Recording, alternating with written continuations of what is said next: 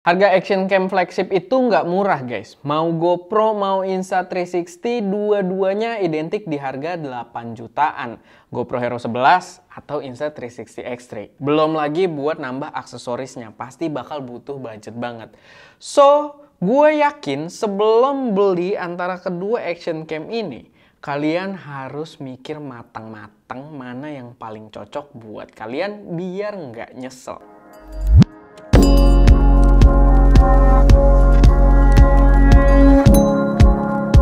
Halo semuanya, selamat datang di channel SM Media dengan gue Erwin. Dan di video kali ini gue pengen bahas sedikit aja pertanyaan yang banyak banget ditanyain ke gue, yaitu mana kira-kira yang lebih oke buat dipilih antara dua action camera flagship Insta360 X3 atau GoPro Hero 11. Dan gue sebenarnya di sini pengen bahasnya to the point aja ya, nggak mau terlalu in-depth tentang detail-detail dari masing-masing kameranya, karena kita udah ada review dua-duanya. Kalau kalian kepo, ada review masing-masing kameranya. Jadi gue berusaha untuk lebih ke surface dan memang bagian-bagian yang menurut gue penting untuk di-highlight aja. Sama gue juga akan berusaha untuk menjelaskannya senetral mungkin, karena gue bukan ambasador dari keduanya. Gue bukan ambasador Insta360, GoPro gitu kan, nggak bekerja sama dengan mereka. So ya, gue akan berusaha senetral mungkin, tapi tetap mungkin akan ada sedikit bias karena lebih ke preferensi gue pribadi aja. Oke, langsung aja. Kalau buat gue pribadi, kalau disuruh milih antara kedua action cam ini, gue akan memilih Insta360 X3. Dan kalau kalian bales di kolom komentar, "Bang, gue udah nyobain dua-duanya, gue lebih oke GoPro karena lalalala," ya nggak apa-apa. Itu namanya preferensi masing-masing gitu. Karena bukan cuma udah nyobain, gua di sini kameranya ada dua-duanya, standby di SM Media, kita pakai juga dua-duanya. So, apa yang gue sampaikan di sini pastinya bukan asbun juga gitu. Tapi ya memang akan tetap ada personal preference yang bermain di sini. Tapi di sini gue akan bahasnya mulai dari si GoPro dulu, karena gue yakin nggak sedikit yang kontra sama gua, cukup banyak yang gue yakin antara kedua ini akan lebih memilih GoPro. Dan menurut gua sangat masuk akal. Karena gini, kalau kita berbicara untuk GoPro sendiri ya, untuk kelebihan-kelebihan yang dibawa oleh GoPro ini dibandingkan Insta360, itu juga nggak sedikit. Pertama pastinya secara brand dia lebih mature gitu, lebih matang. GoPro udah ada jauh sebelum Insta360 lahir gitu, jadi kayak ibaratnya dia lebih senior gitu ya. Lalu untuk ekosistem aksesorisnya sendiri, GoPro itu luar biasa. Kalian mau cari aksesoris seperti apapun, itu ada. Dan kalian mau cari aksesoris seperti apapun dengan harga yang terjangkau, itu ada. Kita tuh ada aksesoris GoPro juga, beli itu kayak harga 50.000 bandel dapet segaban gitu kan, banyak pilihannya, itu ada. Bisa. Sedangkan Insta360 kita mau nyari aksesoris tuh harganya kayaknya nggak ada yang di bawah gope gitu ya. Harganya tuh bener-bener per satu piece aksesoris tuh mahal banget. Ya GoPro juga kalau yang resmi begitu sih sebenarnya. Cuman karena ekosistemnya udah mateng, dia tipe mounting kayak gini udah diadaptasi di mana-mana gitu kan, aksesorisnya banyak, tersebar dengan ide-ide yang kreatif-kreatif juga. Kayak buat GoPro kita waktu itu ada Ulanzi ya kan, yang bisa nempel jadi magnet. Begitu juga ada charging case gitu yang power bank juga. Jadi intinya dia secara ekosistem udah mateng banget. Sama kalau kita berbicara soal GoPro, menurut gua poin paling besar kenapa orang memilih ini over Insta360 adalah karena image quality-nya yang secara signifikan gua akui lebih bagus dari Insta360 X3. Lebih bagus dan lebih aman sebenarnya. Picture quality-nya gokil banget. Apalagi di GoPro Hero 11 ini ya, kalian udah bisa 5,7K, 4K 120p, begitu juga kalian bisa ngerekam video 10 bit. Gitu. Di sini nggak bisa. Di sini bisa 10 bit flat profile gitu kan. Jadi buat kalian yang pengen explore editing juga lebih jauh, ya GoPro ini akan jadi pilihan yang lebih tepat. Cuman sayangnya untuk contoh-contoh video dari GoPro itu kita nggak banyak ya. Karena memang Dua-duanya standby, tapi dibandingkan Insta360 kita jarang banget pakai si GoPro gitu ya. Kita pun jarang sebenarnya pakai kedua action cam ini, tapi dibandingkan Insta360 kita jarang banget pakai si GoPro gitu. Jadi ya footage-nya nggak begitu banyak, tapi gue nggak ragu. Memang kalau berbicara soal picture quality dia lebih oke. Apalagi dia juga membawa sensor yang lebih gede gitu kan, nangkep cahaya lebih bagus dan diolah dengan processing power yang lebih kuat gitu. Jadi tadi kalau kalian ngambil gambar-gambar golden hour yang gambarnya mungkin dynamic range-nya butuh tinggi, atau mungkin kalian pengen bikin konsepnya itu lebih ke videonya kayak sinematik, kalian di air sore-sore gitu kan ngeliatin ombak-ombak, menurut gua bakal lebih keluar warnanya, detailnya itu kalau pakai GoPro Hero 11 gitu. Jadi dia secara image quality signifikan lebih bagus dari si Insta360 X3. Nah, kalau si Insta360 X3 ini, kelebihannya dia justru bukan di picture quality.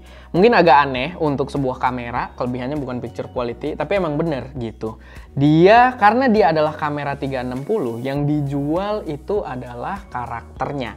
Karena gini, dia punya klaim resolusi yang sama, 5,7K juga. Tapi 5,7K dia itu dibagi untuk seluruh field of view 360 derajat gitu. Jadi kemanapun kalian ambil bagian-bagian videonya, ya otomatis motong dari 5,7K tersebut jadi resolusi yang cukup kecil gitu. Jadi secara resolusi dia berbeda jauh gitu ya di video-video hasilnya.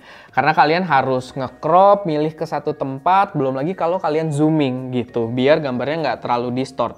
Dan di beberapa kasus kita parah banget sebenarnya. Kayak waktu di review dia, waktu gua ngobrol sama rider motor trail, si Andre, itu videonya gua zoom banget gitu. Dan itu kondisinya agak low light di situ, karena bukan low light kita malam-malam atau gimana ya. Low light-nya itu dia mungkin dynamic range-nya kalah karena kita di luar matahari terik, kita agak di dalam bayangan gitu. Jadi kurang bagus, dan itu di zoom banget biar gambarnya nggak distort sama ya lebih deketin aja gitu kan subjeknya.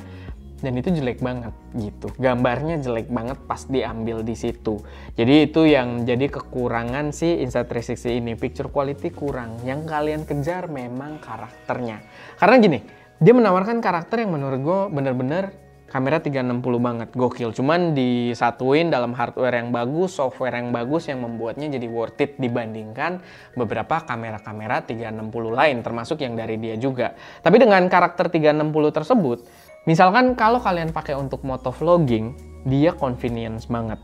Jadi kalian bisa pakai kameranya, kalian taruh stang misalkan, kalian dapat video kalian lagi bawa motor, kalian dapat video ngadep ke jalanan, atau kalau misalkan amit-amit terjadi sesuatu, kalian dapat video surroundingnya, semua kelihatan. Kalau ada satu kejadian unik di jalan, pasti ketangkep. Kalau kalian amit-amit kejadian sesuatu, di situ kelihatan salahnya di mana, yang salah siapa gitu kan. Karena kameranya 360 gitu. Jadi menurut gue convenient banget. Dan kalaupun pengaplikasiannya bukan di motovlog, di hal lain, tetap dia memberikan karakter yang menarik, yang menurut gue itu kayak semacam mendorong kreativitas kita untuk mendapatkan gambar yang berbeda gitu. Jadi itu pun yang gue rasakan ketika kita pengen bikin video nge-trip di luar gitu kan, sekalian jalan-jalan, instead bawa GoPro, gue akan milih bawa ini gitu. Karena gue tetap di otak gue tuh kayak muter pikiran, kira-kira video kayak gimana ya yang pengen gue bikin gitu. Kira-kira nanti dapat video bentuknya kayak gimana ya kalau gue taruhnya kayak gini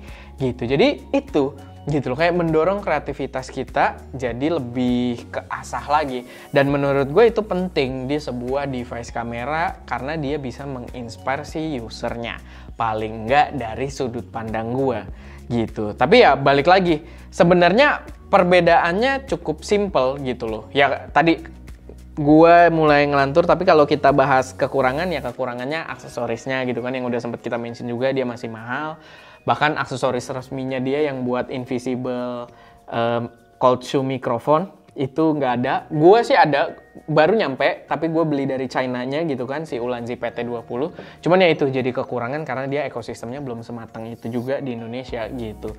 Tapi ya plus minus, gue merasa dia lebih oke untuk gue bawa-bawa terus karena itu mendorong kreativitas gue, dan gue kayak mendapatkan gambaran video yang lebih unik gitu ketika gue bawa kamera ini dibandingkan gue bawa GoPro gitu. Tapi ya balik lagi, plus minus. Kalau kalian nyari picture quality, GoPro is go to-nya gitu. GoPro jauh lebih baik picture quality-nya, tapi gua merasa apalagi di platform-platform sekarang yang kadang terlepas dari YouTube ya, misalkan Instagram Reels, TikTok, biasanya platform-platform tersebut mengkompres video dengan cukup parah, jadi kayak 10-bit gitu kan, dengan resolusi tinggi, menurut gua kadang nggak terlalu ternotis juga sama audiens gitu. Biasanya audiens lebih wah ngelihat satu karakter yang luar biasa, tapi nggak